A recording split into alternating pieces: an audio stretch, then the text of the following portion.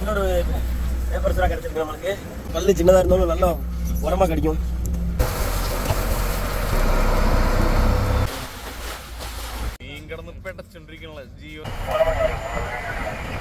നോക്കട്ടെ എന്തൊക്കെ മീനാണുള്ളത്.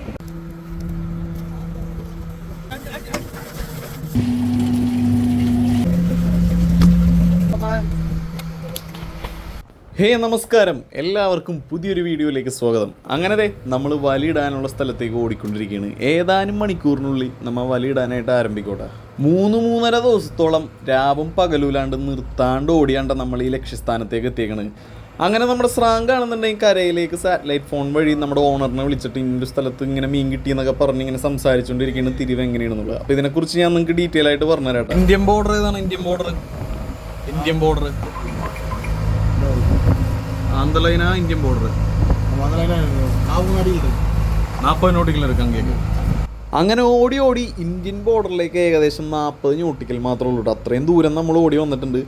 ആഴക്കടലിലാണ് കട്ടക്കൊമ്പൻ, അതുപോലെ കോലാൻ, പന്നിക്കോലാൻ, തെരണ്ടി അങ്ങനത്തെ മീനുകളെയൊക്കെ നമുക്ക് കിട്ടുള്ളൂ. പലപ്പോഴും ഹാർബറിൽ ഇതുപോലത്തെ മീനുകളെ കണ്ടിട്ടുണ്ടെങ്കിൽ ഇതുങ്ങളെ പിടിക്കണത് നമ്മൾ ആദ്യമായിട്ടാണ് കാണാൻ പോകുന്നത്. എന്തായാലും വീഡിയോ മൊത്തം കാണാം. അതുപോലെ കണ്ടവരും കാണാത്തവരും ഉണ്ടാവും. മാക്സിമം നിങ്ങൾ വീഡിയോ സ്കിപ്പ് ചെയ്യാണ്ട് കാണട്ടെ.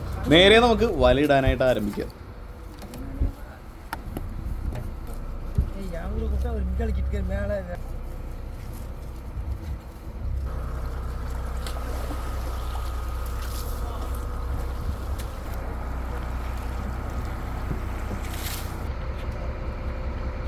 വല തട്ടിക്കൊണ്ടിരിക്കുന്നതായിട്ടാണ്. ഇവിടെ താഴെന്ന് വെച്ച് കഴിഞ്ഞാൽ ഒരു 1600 ഭാഗോളം വെള്ളം ഉണ്ടാവട്ടെ. വലയുടെ നീളം വന്നത് 14 നോട്ടിക്കലാണ്. അതുപോലെ വലയുടെ വീതി വന്നത് 9 ഭാഗം ഉണ്ടാകും. ഇത് നേരെ കടലിലേക്ക് വെറുതെ ഇടുള്ളൂ. ഇട്ട് കഴിയുമ്പോൾ ആ ഒരു വീതിയിലേക്ക് വല ഇങ്ങനെ ഇറങ്ങിപ്പോവും. അതുപോലെ നമുക്കറിയാനായിട്ട് ഓരോ റഡാറും കാര്യങ്ങളൊക്കെ ഉണ്ട് ഈ വല എവിടെയാണ് കിടക്കണേന്ന് അറിയാനായിട്ട്. 4 മണിക്കൂറോളം വേണം ഈ കാണുന്ന വല മൊത്തം കടലിലേക്ക് ഇടാനായിട്ട്. അത് കഴിഞ്ഞ് പിന്നെ നമ്മൾ എടുക്കണമെന്ന് വെച്ച് കഴിഞ്ഞാൽ ഒരു വെളുപ്പിന് 1 മണിയാകുമ്പോഴാണ് ഈ സംഭവം നമ്മൾ തിരിച്ചെടുക്കുന്നത്. അപ്പോൾ കിട്ടുന്ന മീനുകളെന്ന് വെച്ച് കഴിഞ്ഞാൽ മെയിനായിട്ട് കേര, ചൂര, പിന്നെ നമ്മുടെ കട്ടക്കൊമ്പൻ, ഓലക്കൊടിയൻ, പിന്നെ അതുപോലെ സ്രാവ്, തെരണ്ടി, അങ്ങനെ പല മീനുകൾ കിട്ടുമല്ലോ. ഭാഗ്യം അനുസരിച്ചാണത്. അപ്പോൾ എന്തായാലും നല്ല രീതിയിൽ നമുക്ക് കിട്ടട്ടെ എന്ന് പ്രാർത്ഥിക്കാം. അപ്പോൾ അതെ വലയിട്ടുണ്ടിരിക്കേണ്ട ചേട്ടന്മാർ ഇത് കണ്ട. നമ്മളിപ്പോൾ ഈ പോയേക്കണ ബോട്ടിൻ്റെ പേരൊന്നും കൂടി ഞാൻ പറഞ്ഞുതരാം. ലോങ് ടൈം ഗിൽനെറ്റ് ബോട്ട് എന്നാണ് പറയണത്. 4 മണി 4:30 ആയപ്പോഴേക്കും വല ഇളക്കാനായിട്ട് നമ്മൾ ആരംഭിച്ചിട്ടാണ്. 1.5 നോട്ടിക്കൽ നീളം ഉണ്ടാവും ഒരു സെറ്റ് വലക്കെട്ട. അതുപോലെ തുടക്കത്തിലിടാനും അവസാനം ഇടാനായിട്ട് ഇതുപോലെ കൊടിക്കമ്പുകൾ ഉണ്ടാവും. ഇതിൻ്റെ അടിയിലായിട്ട് ഇതുപോലെ കോൺക്രീറ്റ് ചെയ്ത് വെച്ചിട്ട് മുകളിൽ നമ്മുടെ ഈ കമ്പ് വെച്ചിട്ട് ബോയ കെട്ടി വെച്ചായിരിക്കുള്ളൂ പൊന്തിക്കിടക്കാനായിട്ട്. എല്ലാ കട്ടാപ്പ് അല്ലെങ്കിൽ എല്ലാ സെറ്റ് വലയുടെയും തുടക്കത്തിനകത്താണ് നമ്മൾ ഈ പറഞ്ഞ കൊടിക്കമ്പ് ഇടുന്നത്. കൊടിക്കമ്പിനകത്ത് ഇതുപോലെ ഒരു ചെറിയ റഡാർ ഉണ്ടാവട്ടെ. ഈ റഡാർ വെച്ചാണ് നമ്മുടെ വല എവിടെ കിടക്കണമെന്ന് നമ്മൾ മനസ്സിലാക്കുന്നത്. അത് നമ്മുടെ GPS-നകത്ത് കാണിക്കും ഇന്ന കോമ്പസിൽ ആ ഒരു റഡാർ അല്ലെങ്കിൽ ആ നെറ്റ് അവിടെ കിടക്കണമെന്നുള്ളത്. അപ്പം നമ്മൾ ബോട്ട് ഓടിച്ചു പോകില്ല, കാരണം വെറുതെ ഗിയർ തട്ടിയിട്ടുള്ളൂ ഈ വലയിടാൻ നേരത്ത്. അത്ര സ്ലോയിലായിരിക്കുള്ളൂ നമ്മൾ ഇട്ടിട്ട് പോകണം, കാരണം കൈ കൊണ്ടാണല്ലോ നമ്മൾ ഇടുന്നത്. തൊട്ടടുത്ത് ഇവിടെ ഒരു കപ്പൽ പോയിക്കൊണ്ടിരിക്കുന്നതായിട്ട് കാണുന്നത്. അപ്പോൾ 9 സെറ്റോളം വലയുണ്ട്, അല്ലെങ്കിൽ 9 സെറ്റ് കട്ടാപ്പ് എന്ന് പറയുന്നത്. ആ ഒരു സെറ്റ് വലനെയാണ് അങ്ങനെ പറയുന്നത്. അപ്പോൾ ഒരാൾ മാറി ഇപ്പോൾ അടുത്ത ആൾ കയറും. അങ്ങനെ ഓരോരുത്തർക്ക് ഇത്ര സെറ്റ് വെച്ച് നമ്മൾ പറഞ്ഞേൽപ്പിച്ചിട്ടാണ്. ചില സമയങ്ങളിൽ വാശിക്കൊക്കെ ഇവർ ഇടോട്ടെ. പിന്നെ ശ്രദ്ധിക്കേണ്ട കാര്യങ്ങളെന്ന് വെച്ച് കഴിഞ്ഞാൽ ബോയ കറക്റ്റായിട്ട് പോകണ്ടെന്ന് നോക്കണം. ബോയ വലയുടെ അടിയിൽ കൂടി ഇങ്ങനെ പൊന്തി വന്നു കഴിഞ്ഞാൽ ചിലപ്പോൾ വല അവിടെ പൊന്തി കിടക്കും. പിന്നെ അതുപോലെ തന്നെ കറക്റ്റായിട്ട് നമ്മൾ ഈ ഉടക്കൊന്നും വെക്കണ്ട, കാരണം ബോട്ട് പയ്യെ ഓടിക്കൊണ്ടിരിക്കുകയായിരിക്കുള്ളൂ. ഈ കയ്യിൽ ബോയ ഇതുപോലെ ചില സമയങ്ങളിൽ കുടുങ്ങി വന്നു കഴിഞ്ഞാൽ നമ്മുടെ കൈമേ കൊണ്ടു കഴിഞ്ഞാൽ കൈ അറ്റവും. അങ്ങനെ ചെറിയ രീതിയിലുള്ള റിസ്ക് ഉണ്ട് കേട്ടോ. അപ്പോൾ അതെ വല കുറച്ചീച്ചെ ഓരോ സെറ്റ് വെച്ച് ഇങ്ങനെ തീർന്ന് ഇങ്ങനെ വന്നുകൊണ്ടിരിക്കുകയാണ്.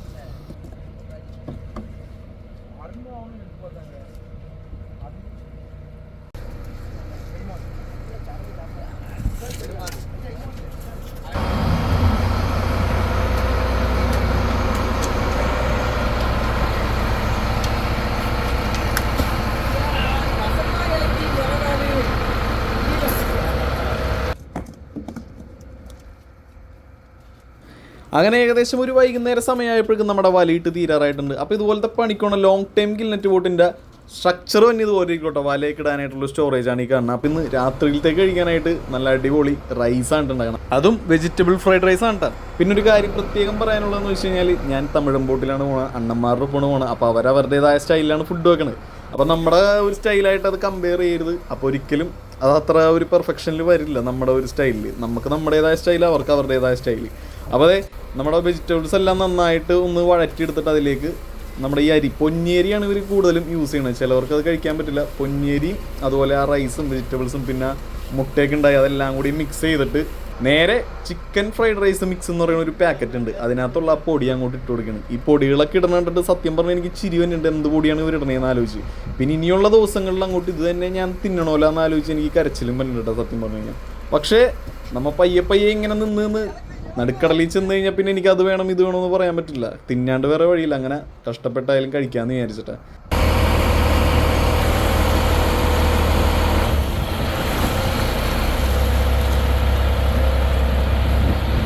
അങ്ങനത്തെ അവസാനത്തെ സെറ്റ് വലയും നമ്മളിത് ഇളക്കിക്കൊണ്ടിരിക്കണേണ്ടി കാണുന്നത്. അപ്പം നമ്മൾ ആദ്യം ഇട്ട ഒരു ബോയകളില്ല റഡാർ, അതിൻ്റെ ആ ഒരു പോയിൻ്റാണ് കാണിക്കണത് ഈ GPS-നകത്ത് എവിടെയാണ് കിടക്കണേന്നുള്ളത്. അപ്പോൾ ഇതിൻ്റെ അവസാനത്തെ വലയുടെ അറ്റം നമ്മുടെ ബോട്ടിൻ്റെ അണിയത്തുള്ള റോപ്പുമ്പോൾ കെട്ടിയിട്ട് ബോട്ട് ഇങ്ങനെ വലയോടൊപ്പം കിടക്കും. കാറ്റുണ്ടെങ്കിൽ മാത്രമേ നമ്മൾ പാരച്യൂട്ട് ഉപയോഗിക്കുള്ളൂ. അപ്പോൾ അതായത് ബോട്ട് ഫ്രണ്ടിലൊക്കെ നന്നായിട്ട് കഴുകി വൃത്തിയാക്കി ഇനി നേരെ നമുക്ക് ഭക്ഷണം കഴിക്കാം. നല്ല അടിപൊളി വെജിറ്റബിൾ ഫ്രൈഡ് റൈസ്. ഓക്കെ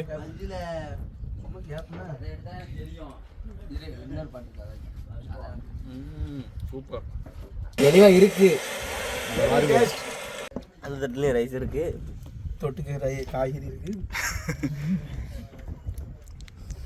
അങ്ങനെ വലയിട്ട് എല്ലാവരും കിടന്നുറങ്ങണ സ്ഥിര സമയത്ത് നിന്ന് വ്യത്യാസം വന്നതിൻ്റെ പേരിൽ എനിക്ക് ഉറക്കം പറ്റില്ല. അപ്പോൾ കടലിലെ രാത്രിയിലൊരു സീനാണ് ഈ കാണുന്നത്. നല്ല കാറ്റുണ്ട്, അതുപോലെ നിലാവുണ്ട്. നിലാവത്ത് മീൻ്റെ ലഭ്യത എങ്ങനെയാണെന്ന് അറിയില്ല, ഇവർ പറഞ്ഞ് കിട്ടുന്ന കുറവായിരിക്കുള്ളൂ എന്നാണ് പറഞ്ഞത്. അപ്പോൾ എല്ലാവരും പുറത്തും അകത്തും അവിടെ ഇവിടെയൊക്കെ ആയിട്ട് കിടന്നുറങ്ങണം. കാറ്റും തണുപ്പുള്ളതിൻ്റെ പേരിൽ പുതച്ചും കൂടിയാണ് കിടക്കണം. ഞാനാണെന്നുണ്ടെങ്കിൽ പുതപ്പ് കൊണ്ടുപോകാത്തതിൻ്റെ പേരിൽ തണുത്ത് അങ്ങനെ കുറേ കഷ്ടപ്പെട്ടൊക്കെയാണ് ഈ വീഡിയോ നിങ്ങളിലേക്ക് എത്തിക്കണം ഞാൻ. അപ്പോൾ എല്ലാവരും മാക്സിമം സ്കിപ്പ് ചെയ്യാണ്ട് കാണാൻ, മൊത്തം കാണാൻ ശ്രമിക്കുക. അപ്പോൾ അതേ നമ്മുടെ വലയിൽ കിട്ടിയിരുന്ന ആ ഒരു റോപ്പ് നേരെ എടുത്തിട്ട് നേരെ വീഞ്ചിലേക്ക് കൊടുക്കട്ടെ. വീഞ്ചിലേക്ക് എടുത്ത് ഇങ്ങനെ പയ്യെ ആ റോപ്പ് നേരെ മടക്കി വെച്ചിട്ട് പിന്നെ നമ്മുടെ വലയുടെ അറ്റം വരും. വലയുടെ അറ്റം വന്നതിന് മുമ്പ് ബോയ വരും, ആ ഒരു കൊടിക്കമ്പ് വരും. കൊടിക്കമ്പ് ഒന്ന് അത് നേരെ മേളിലേക്ക് ഇട്ടിട്ട് പിന്നെ അത് ഇതുപോലെ നമ്മുടെ വീഞ്ചിൽ വല വലിച്ച് കയറ്റിക്കൊണ്ടിരിക്കും.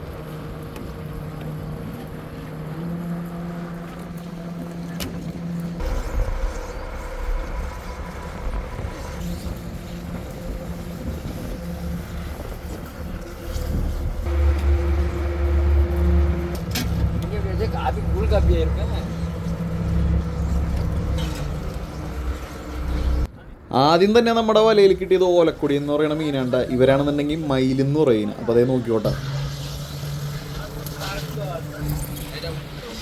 കടലിലെ ഏറ്റവും വേഗതയേറിയ മീനുകളുടെ ഒന്നിൽ നിൽക്കണേണ്ട നമ്മുടെ ഈ ഒരു സെയിൽ ഫിഷ് എന്ന് പറയുന്ന മീൻ. ഇതിൻ്റെ മാക്സിമം സ്പീഡ് പറയുന്നത് 110 km/h ആണ്. അപ്പോൾ ഈ വലയിനകത്ത് കുടുങ്ങിയതിന് അങ്ങോട്ടും ഇങ്ങോട്ടൊക്കെ മറിച്ചും തിരിച്ചൊക്കെ അതിനെ വലയിൽ നിന്ന് എടുത്തുകൊണ്ടിരിക്കണേണ്ടി ഈ കാണുന്നത്.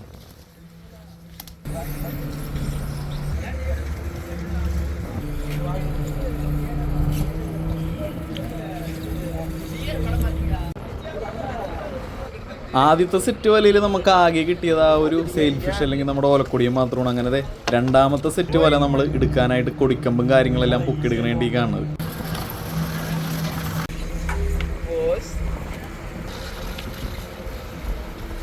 ഇതേ ഒരു ആമക്കുട്ടൻ നമ്മുടെ വലയിൽ വന്നിട്ട് ഇത് കണ്ട.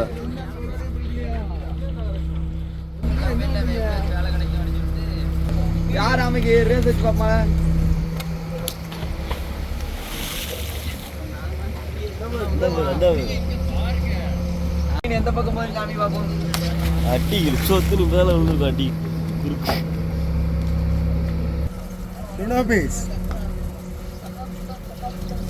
പിന്നീട് നമുക്കൊരു ചൂര വന്നിട്ട് ഇത് കണ്ട.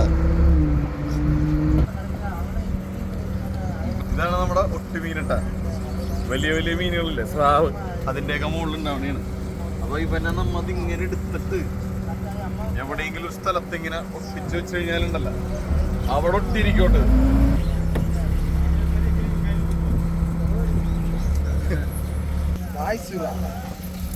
அண்ணன் கேட்டாலும் மீன் வந்துருதா. என்ன மீன்? சுறா. மலையாளத்துல ஸ்ராகன்னு சொல்லுவாங்க. ஆமா.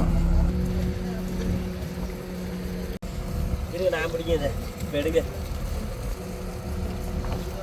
யா இப்படியா அப்படி பிடிக்க கூடாதியா. பேப்பர் சுறா இங்க பாருங்க, இப்படிலாம் எப்படி இருக்குன்னு. இப்படி இருந்தாலும் பேப்பர் சுறா இது வந்து ஆழத்துல மட்டும்தான் இருக்கும். இங்க பாருங்க, இதோட பல்ல பாருங்க பாருங்க. இந்த மாதிரி நிறையா மீன்கள்லாம் வரும், அதெல்லாம் உங்களுக்கு காமிக்கிறேன். இந்த மாதிரி வீடியோஸ்லாம் பார்க்க நீங்கள் கிரியே ஃபாலோ பண்ணுங்க, சப்ஸ்கிரைப் பண்ணுங்க, ஆமா, ஷேர் பண்ணுங்க, லைக் பண்ணுங்க. இப்போ ഇത് വയ്ക്കാൻ പോരാ. മീൻ കിടന്ന് പെടച്ചോണ്ടിരിക്കണല്ലേ, ജീവനോടെ ഒന്നൊരു സ്രാഗാണ് ഈ കാണുന്നത്. കണ്ട ആഴക്കടലിൽ കാണുന്ന പുഞ്ഞാര മീനാണ്ട് ഈ കാണുന്നത്. ഇതിനെ കഴിക്കാനായിട്ടാണ് സ്രാവ് വന്നത്. ഇത് കൂട്ടത്തോടെ ചില സമയങ്ങളിൽ നമ്മുടെ വലയിനകത്ത് വരാറുണ്ട്. അപ്പം മീൻ വളരെ കുറവാണ് കിട്ടുന്നത്. കാരണം നിലാവുള്ളതിൻ്റെ പേരിൽ വല കടലിലേക്ക് ഇടാൻ 4 മണിക്കൂർ മതി എന്നുണ്ടെങ്കിൽ തിരിച്ചു കയറ്റാനായിട്ട് 8 മണിക്കൂറാണ് കേട്ടോ. അപ്പം എന്തായാലും രാവിലെ ആവും വല മൊത്തം കയറി കഴിയുമ്പോൾ. നമുക്ക് നോക്കാം.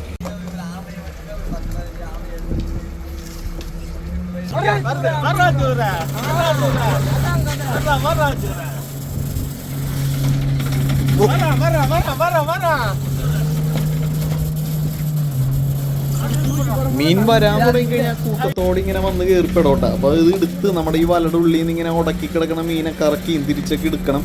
അതുപോലെ ഒരു നിശ്ചിത വെയിറ്റ് വരെയുള്ള മീൻ നമ്മുടെ ഈ ഒരു വീഞ്ചിനകത്ത് എടുക്കാൻ പറ്റും. ബാക്കി വെയിറ്റ് ഉള്ളതാണെന്നുണ്ടെങ്കിൽ നമ്മൾ ബോട്ടിൻ്റെ സൈഡിൽ കൂടെ കൊണ്ടുവന്നിട്ട് പൊക്കിയെടുക്കേണ്ട ചെയ്യണത്.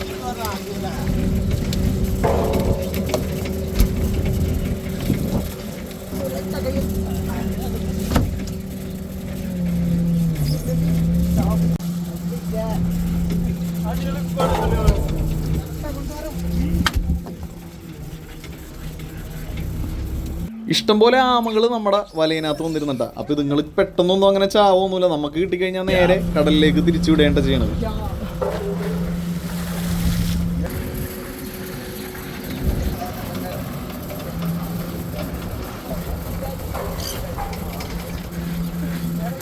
പാലാമീൻ പാലാമീൻ പൊട്ടർക്ക്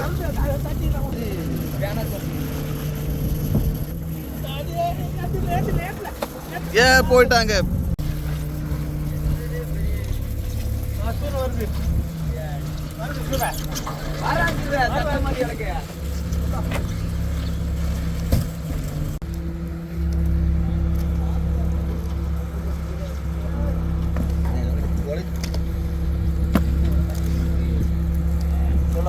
സൺറൈസ്, ബ്യൂട്ടിഫുൾ സൺറൈസ്.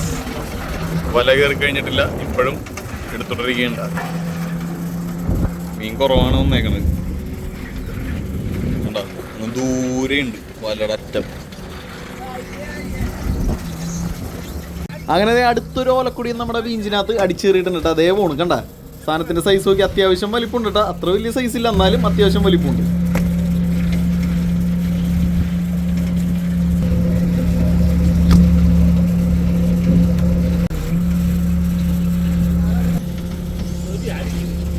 பாருங்க, இது பேர் தான் மயில் குளம்.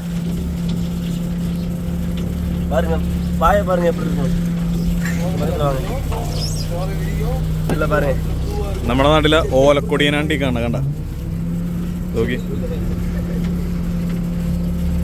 ഒരു 10-15 കിലോ ഇരിക്കും. 15-20 കിലോ ഉണ്ടാവും അല്ലേ?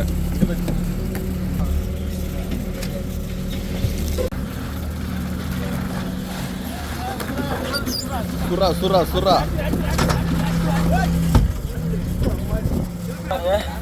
இன்னொரு பேப்பர் சுறா கிடச்சிருக்கு நம்மளுக்கு. பாருங்க, இது 15 கிலோ இருக்கும். ரைட்டு பாருங்க. പല്ല് കാണിക്കുക.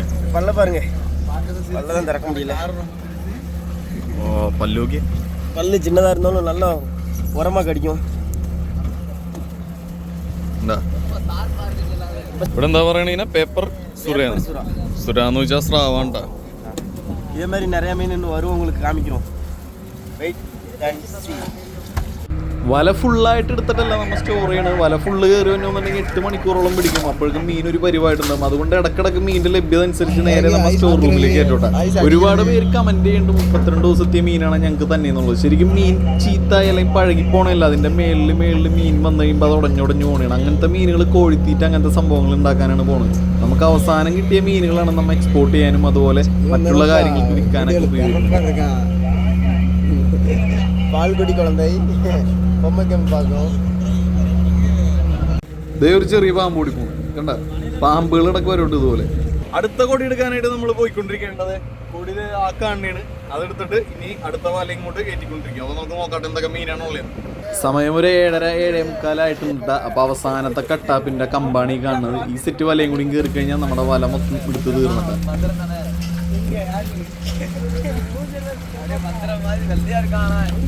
അവസാനത്തെ സെറ്റ് വലയിനകത്ത് നമ്മൾ പ്രതീക്ഷിച്ച പോലെ മീൻ വന്നില്ല. 1-2 ചൂര മാത്രം വന്നുള്ളൂ. എന്തായാലും ഇനിയല്ലേ കാഴ്ചകൾ കാണാൻ കിടക്കണം. വീഡിയോസ് ഇതുപോലെ പല പല പാർട്ടായിട്ട് ഇനിയും വരാൻ കിടക്കണം. നിങ്ങൾ കണ്ടതും കാണാത്തതുമായിട്ടുള്ള കാഴ്ചകൾ. വീഡിയോൻ്റെ ലെങ്ത് ഇത്രയും വേണോ അതോ കൂട്ടണോ കുറക്കണോ എന്നുള്ള അഭിപ്രായങ്ങൾ നിങ്ങൾ കമൻറ്റ് ചെയ്യുക. അപ്പോൾ വീണ്ടും ഒരു കിടിലൻ കിടുക്കാച്ചി പാർട്ടായിട്ട് നമുക്ക് കാണാം. വീഡിയോ ആയിട്ട് കാണാം. ടാറ്റ.